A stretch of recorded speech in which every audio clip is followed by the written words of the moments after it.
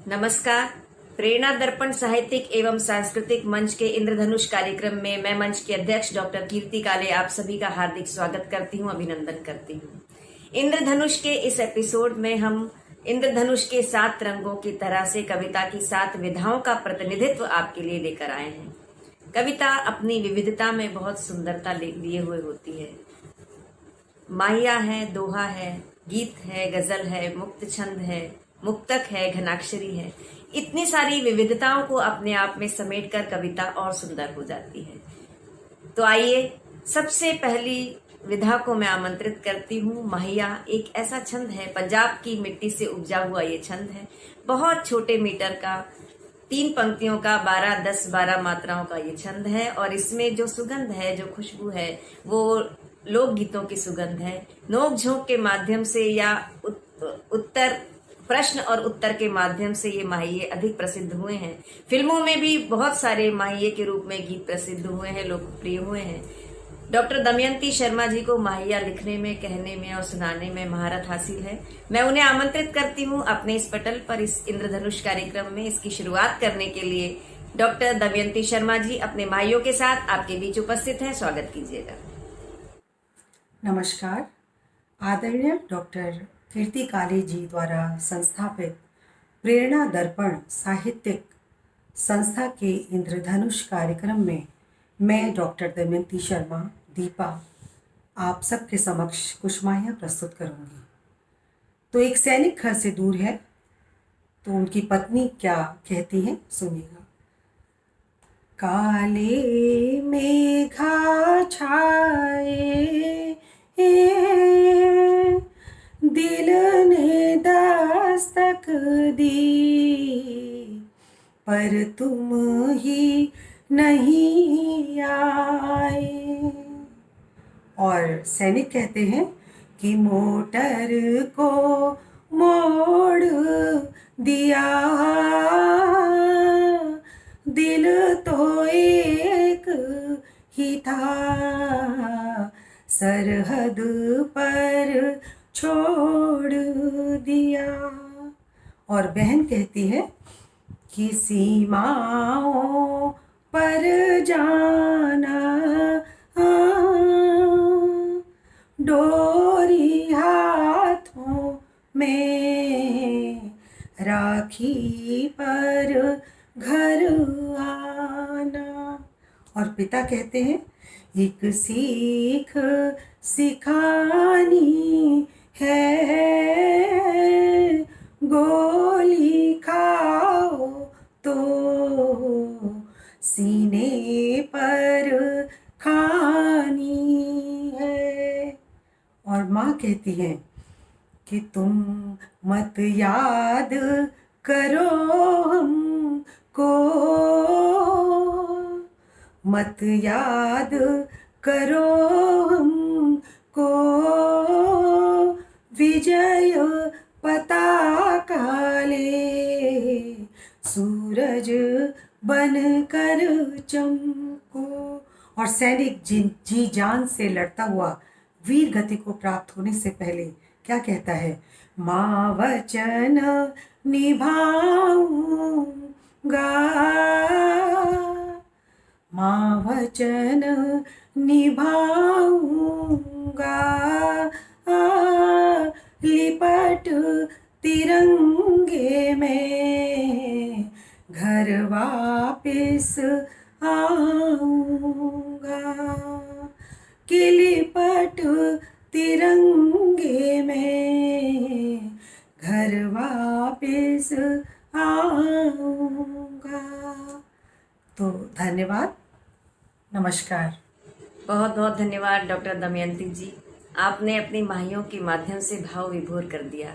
एक सैनिक के भाव किस तरह से हो सकते हैं, आपने पूरे प्रत्यक्ष रूप से हमारे सामने एक कथा कह दी 3 पंक्तियों के माध्यम से। बहुत बहुत धन्यवाद। आइए अब कविता की दूसरी विधा की ओर चलते हैं। माहिया से थोड़ा बड़ा छंद है दोहा, और दोहा अति प्राचीन काल से लिखा जाता रहा है। आदिकाल के कवि मलिक मोहम्मद जायसी जी ने भी अपने महाकाव्य पद्मावत की रचना दोहा और चौपाई छंद के माध्यम से की थी। रहीमदास जी ने दोहे के संबंध में लिखते हुए कहा कि दोहा दीरघ अरथ के आखर थोरे आही, दोहा दीरघ अरथ के आखर थोरे आही, जो रहीम नट कुंडली झुमकी झूमी कढ़ी जाई। यानी इतना छोटा सा दोहा है जो अपने आप में बहुत बड़े बड़े अर्थ समेटे हुए हैं। बूंद में सिंधु समाने का काम करता है दोहा। तो आइए इस दोहे को प्रतिनिधित्व करने के लिए बहुत बड़े दोहाकार हमारे बीच में उपस्थित हैं, जिनके दोहे बहुत प्रसिद्ध हुए हैं, बहुत लोकप्रिय हुए हैं। श्री नरेश शांडिल्य जी, हम उनका बहुत बहुत स्वागत करते हैं अपने इस मंच पर। श्री नरेश शांडिल्य जी। प्रेरणा दर्पण साहित्यिक एवं सांस्कृतिक मंच के इंद्रधनुष कार्यक्रम में मैं नरेश शांडिल्य आपको अपने कुछ दोहे सुनाता हूँ। दोहा देखें कि फोकट में कुछ भी नहीं हासिल किया हुजूर, फोकट में कुछ भी नहीं हासिल किया हुजूर, खूब तपे हम आग में तब आया है नूर, खूब तपे हम आग में तब आया है नूर। और जागा लाखों करवटें भीगा अश्क हजार, जागा लाखों करवटें भीगा अश्क हजार, तब जाकर मैंने किए कागज काले चार, तब जाकर मैंने किए कागज काले चार। छोटा हूँ तो क्या हुआ जैसे आंसू एक, छोटा हूँ तो क्या हुआ जैसे आंसू एक, सागर जैसा स्वाद है तू चख कर तो देख, सागर जैसा स्वाद है तू चख कर तो देख। और मैं खुश हूँ औजार बन तू ही बन हथियार, मैं खुश हूँ औजार बन तू ही बन हथियार, वक्त करेगा फैसला कौन हुआ बेकार, वक्त करेगा फैसला कौन हुआ बेकार। और सोने चांदी से मढ़ी रख अपनी ठकुरात, सोने चांदी से मढ़ी रख अपनी ठकुरात, मेरे देवी देवता कागज कलम दवात, मेरे देवी देवता कागज कलम दवात। और बेशक होगा शाह वो मैं अलमस्त फकीर, बेशक होगा शाह वो मैं अलमस्त फकीर, उसका पीर कुबेर है मेरा पीर कबीर, उसका पीर कुबेर है मेरा पीर कबीर। और देखें दोहा की जो भी रख इस हाथ पर रख इज्जत के साथ, जो भी रख इस हाथ पर रख इज्जत के साथ, वरना लौटा दे खुदा मुझको खाली हाथ, वरना लौटा दे खुदा मुझको खाली हाथ। और एक दोहा आखिर में जुगनू और चांद को लेकर एक दोहा कहा है कि जुगनू बोला चांद से, जुगनू बोला चांद से उलझ नहीं बेकार। अब उसका तेवर देखा आपने, तर्क देखिए कि जुगनू बोला चांद से उलझ नहीं बेकार, मैंने अपनी रोशनी पाई नहीं उधार, मैंने अपनी रोशनी पाई नहीं उधार। नमस्कार। बहुत बहुत धन्यवाद नरेश शांडिल्य जी, आपने अपने दोहों के माध्यम से इंद्रधनुष में एक नया रंग भर दिया है। हमारे बीच में है बहुत अच्छे मुक्तक कहने वाले श्री दिनेश रघुवंशी जी, जो कवि सम्मेलन के मंचों से भी अपने मुक्तक प्रस्तुत करते हैं और साथ ही हर रोज एक मुक्तक लिखकर फेसबुक पर भी पोस्ट करते हैं, निरंतर लिखते रहते हैं। कई पुस्तकें इनकी प्रकाशित हैं। तो मुक्तक का प्रतिनिधित्व करने के लिए आदरणीय दिनेश रघुवंशी जी को मैं आमंत्रित करती हूं कि वे आएं और अपने मुक्तकों से इस इंद्रधनुष कार्यक्रम में अपना एक अलग अनूठा निराला रंग भरें। आइए दिनेश जी। प्रणाम मित्रों, प्रेरणा दर्पण साहित्यिक एवं सामाजिक संस्था के तत्वाधान में आयोजित कार्यक्रम इंद्रधनुष के लिए कुछ मुक्तकों की वानगी प्रस्तुत है। आप सबको बहुत बहुत प्रणाम करता हूँ। सुनिएगा। 2 मुक्तक पहले माँ के समर्थन में और माँ के सम्मान में जो मैंने अपने लिखे हैं वो पढ़ता हूँ, सुनिएगा। ज़माने भर की कितनी मुश्किलें दिन रात रहती हैं, बुरी नजरें भी तो करती हुई आघात रहती हैं, किसी की बद्दुआ कुछ भी तो मेरा कर नहीं सकती, मेरी माँ की दुआएं भी तो मेरे साथ रहती हैं, मेरी माँ की दुआएं भी तो मेरे साथ रहती हैं। पंक्तियां सुनिए।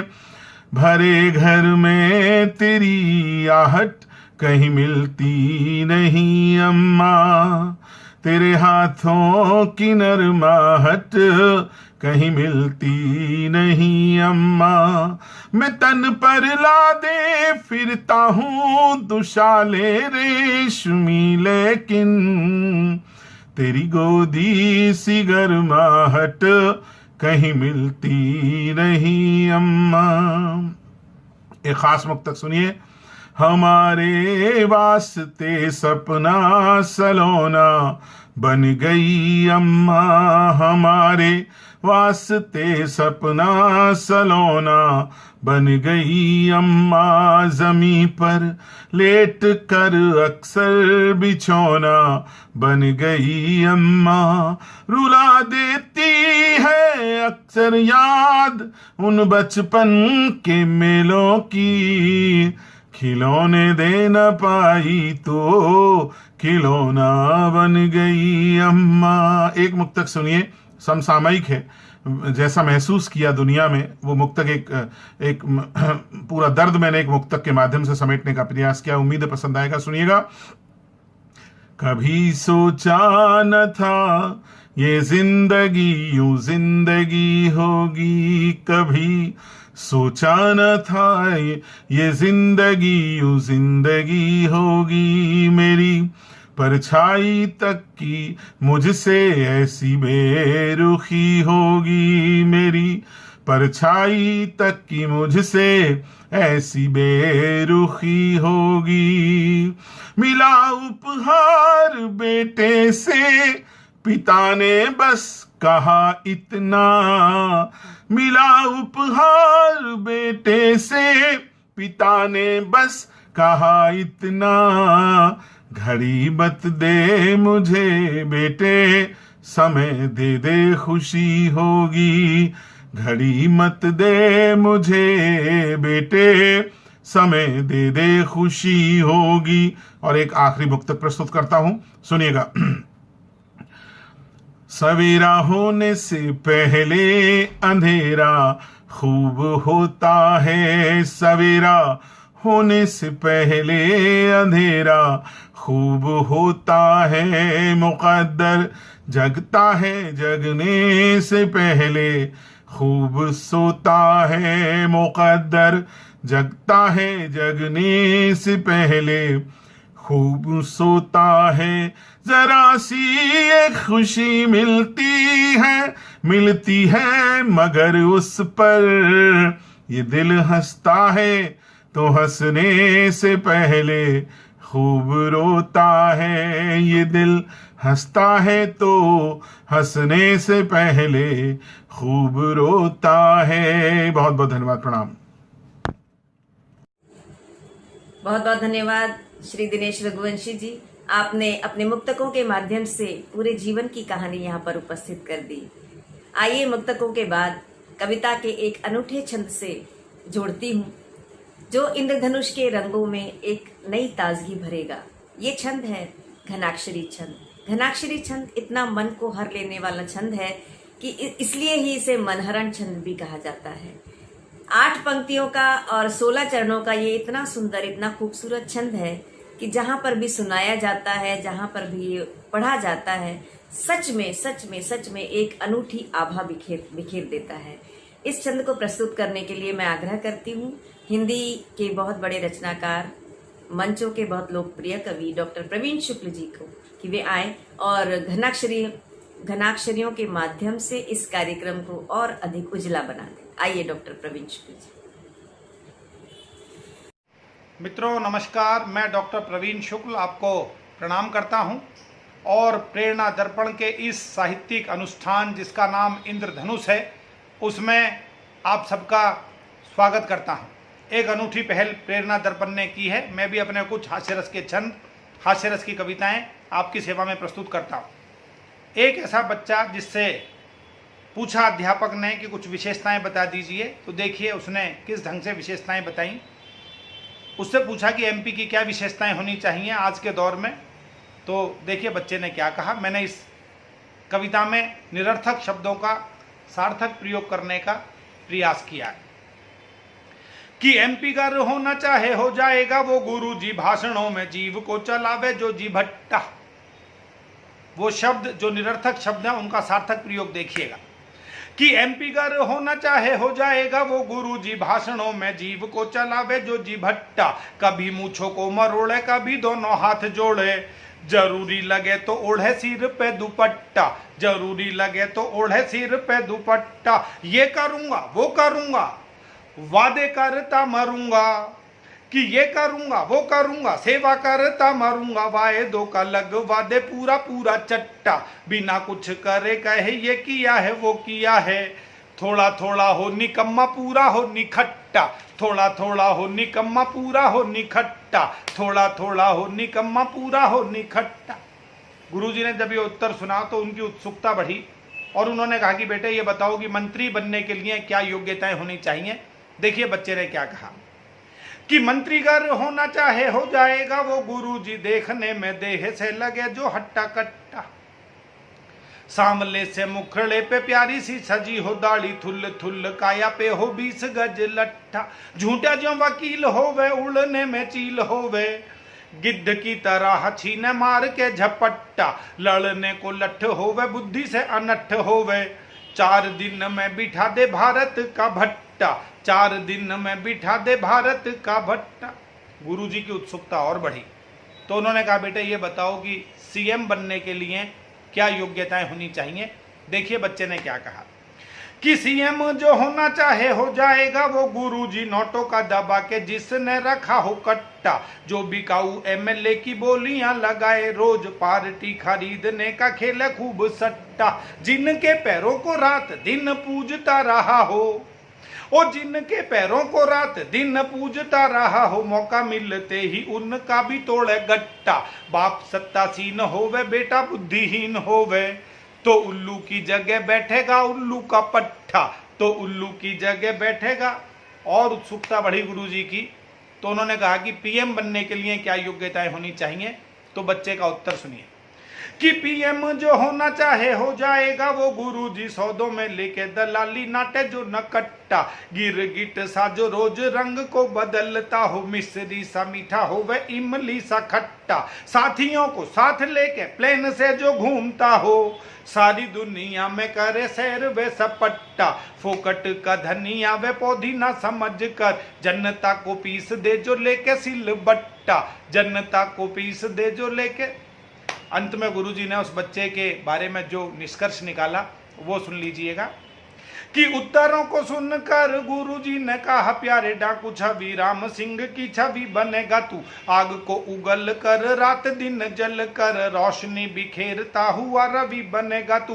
तेरी सांसें जिसके धुएं से घुटने लगेंगी, ऐसे किसी शब्द यज्ञ की हवि बनेगा तू। चोर डाकू सेठ व डकैत यदि ना बना तो, तुझे श्राप दे रहा हूं जा कवि बनेगा तू, तुझे श्राप दे रहा हूं जा। बहुत बहुत प्रणाम, बहुत बहुत धन्यवाद, बहुत बहुत नमस्कार आपको। बहुत खूब, आपने घनाक्षरियों का आनंद भी दिया और साथ में हास्य की छटा भी एक बिखेरी इस कार्यक्रम में, एक रौनक सी ला दी। बहुत बहुत धन्यवाद डॉक्टर प्रवीण शुक्ल जी। आइए घनाक्षरी के बाद हम चलते हैं गजल की ओर। गजल इतनी लोकप्रिय विधा है कविता की कि इसे बहुत बड़े बड़े गायकों ने गाया है। बहुत पुरानी विधा है, उर्दू से हिंदी में आई हुई विधा है और हिंदी में भी बहुत इसका प्रचलन है। गजल की दुनिया का बहुत बड़ा नाम, बहुत बड़ी शख्सियत हमारे बीच में उपस्थित है, श्री लक्ष्मी शंकर वाजपेयी जी, जिन्होंने गजलों को एक नया आयाम दिया है, हिंदी गजल को एक नई पहचान दी है। मैं उन्हें आमंत्रित करती हूँ अपने इस इंद्रधनुष कार्यक्रम में गजल की छटा बिखेरने के लिए। आग्रह के साथ आमंत्रित करती हूँ श्री लक्ष्मी शंकर वाजपेयी जी को। ये गजल प्रस्तुत है। जब भी वीरान सा ख्वाबों का नगर लगता है, जब भी वीरान सा ख्वाबों का नगर लगता है, कितना दुश्वार ये जीवन का सफर लगता है, कितना दुश्वार ये जीवन का सफर लगता है। शेर है, एक जमाने में बुरा होगा फरेबी होना, एक जमाने में बुरा होगा फरेबी होना, आज के दौर में ये एक हुनर लगता है, आज के दौर में ये एक हुनर लगता है। और शेर ये है, भोलापन तुझ में वही ढूंढ रही हैं नजरें, भोलापन तुझ में वही ढूंढ रही हैं नजरें, अब मगर तुझ पे जमाने का असर लगता है, अब मगर तुझ पे जमाने का असर लगता है। और एक शेर ये, कैसा चेहरा ये दिया शहर ने इंसानों को, कैसा चेहरा ये दिया शहर ने इंसानों को, कोई हमदर्दी भी जतलाए तो डर लगता है, कोई हमदर्दी भी जतलाए तो डर लगता है। और एक शेर ये, हम तो हर आंसू को लफ्जों में बदल देते हैं, हम तो हर आंसू को लफ्जों में बदल देते हैं, बस यही लोगों को गजलों का हुनर लगता है, बस यही लोगों को गजलों का हुनर लगता है। और आखिरी शेर, यूं कड़ी धूप में लिपटाया मुझे साए से, यूं कड़ी धूप में लिपटाया मुझे साए से, माँ के आंचल सा ये अनजान शजर लगता है, माँ के आंचल सा ये अनजान शजर लगता है, जब भी वीरान सा ख्वाबों का नगर लगता है, कितना दुश्वार ये जीवन का सफर लगता है। श्रोताओं, अनुशासन जीवन को दिशा देता है, लेकिन जब यह अनुशासन बहुत जटिल हो जाता है तो उस अनुशासन से मुक्ति की छटपटाहट भी पैदा हो जाती है, और यही छटपटाहट अपना रास्ता स्वयं बनाती है। ऐसा ही होता है जब मन के भाव किसी छंद में नहीं बंध पाते तो अपना रास्ता स्वयं निकालते हुए एक मुक्त छंद की कविता का सृजन करते हैं। ऐसे ही मुक्त छंद की कविता का प्रतिनिधित्व करने के लिए इस इंद्रधनुष कार्यक्रम में एक मुक्त छटा बिखेरने के लिए मैं आमंत्रित करती हूँ हिंदी की बहुत बड़ी रचनाकार, बहुत अच्छी व्यक्तित्व की स्वामिनी श्रीमती ममता किरण जी को। आइए ममता जी, आपका स्वागत है हमारे इस इंद्रधनुष कार्यक्रम में। धन्यवाद कीर्ति जी। मैं एक छंद मुक्त कविता आप सबके बीच रखती हूँ, और ये कविता बहुत अलग जगह से आपको इसके पात्र मिलेंगे, और जब आप इन शब्दों के भीतर तहों में जाएंगे तो आप महसूस करेंगे कि इस तरक्की के साथ हमने कितना कुछ खोया है, और आज देखिए समय ने कैसा पलटा खाया है। मैं ये कविता रखती हूँ आप सबके बीच। इसका शीर्षक है हसरत। कि गांव के मकान की भंडरिया में एक अरसे से रखी पराते, भगोने, कढ़ाई, कलछुल, चमचे सबको भनक लग गई है कि छोटे भैया की बिटिया का ब्याह होने को है। अब तो हम भी पीछे नहीं रहेंगे। कढ़ाई ने कलछुल से, कलछुल ने चमचे से, चमचे ने परात से, परात ने भगोने से कहा, खूब रौनक होगी घर में, सारे रिश्तेदार जो आएंगे, हम भी खूब नाचेंगे खटर पटर, कभी नानी, कभी चाची, कभी मौसी, तो कभी बुआ के हाथों। व्यंजनों की कल्पना करने लगे हैं सभी बर्तन, कर रहे हैं आपस में खुशी खुशी चटर पटर। याद कर रहे हैं बड़े भैया की बिटिया का ब्याह, हफ्तों पहले जमा हुए रिश्तेदार, धूमधाम चहल पहल, बिटिया की विदाई और साथ ही अपनी भी विदाई। तब से हम बंद हैं इस भंडरिया में, कढ़ाई ने उदास होकर कहा। खबर लाई है कलछुल कि छोटे भैया की बिटिया का ब्याह तो हो भी गया शहर के एक बड़े से फार्म हाउस से। रिश्तेदार मेहमानों की तरह आए और वहीं से लौट भी गए। यूं तो इस बात से खुश हैं पराते, भगोने, कढ़ाई, कलछुल, चमचे कि हो गया छोटे भैया की बिटिया का ब्याह। पर अफसोस इस बात का है कि ना तो घर में हुई रौनक, ना जमा हुए रिश्तेदार और ना ही उन्हें मिला मौका ब्याह में शामिल होने का, और ना ही उन्हें मिला मौका ब्याह में शामिल होने का।